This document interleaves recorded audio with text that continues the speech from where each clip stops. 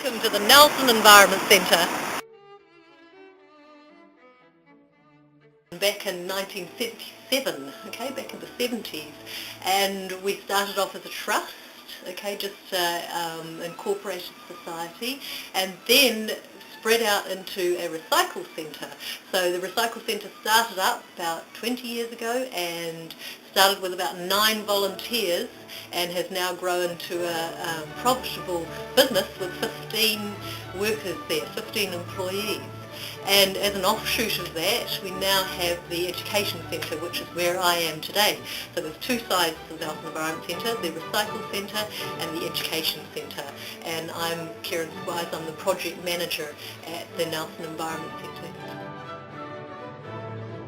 Our aim at Nelson Environment Centre is to provide environmental education and information to as wide a community as possible, and our challenge is actually to reach those people that are aware but are not making the changes yet in life, and that is the challenge, to actually start making changes in your life, to start living more sustainably. One of the projects we've been involved with about 3 years ago was education at the Brook Sanctuary. Now we set up a program involving school children, and we took them into the sanctuary and had them tracking, and I called the program Pest, Poos and Prints. So we went in there with little tracking tunnels and looked for the footprints of the stoats, the mustelids, mice, rats. There was no killing, this isn't trapping, this is tracking, monitoring. Kids loved it. They would go in there, check their little tunnels and look for the little ink pad footprints of the creatures.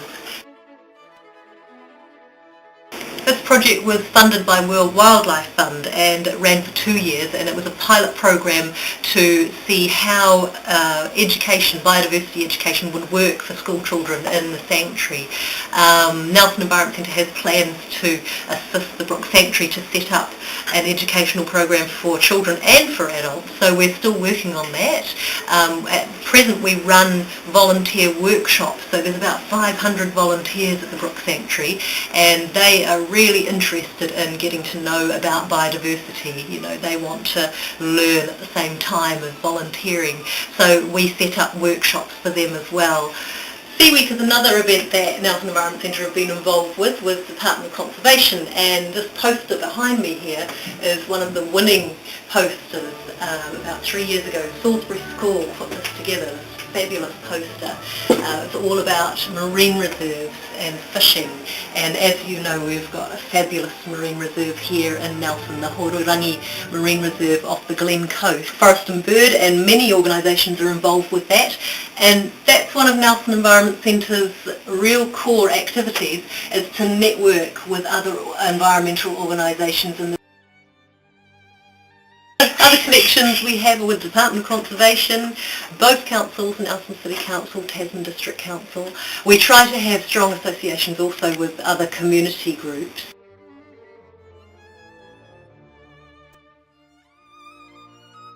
One of the other programs that we run currently is Waste Education Services.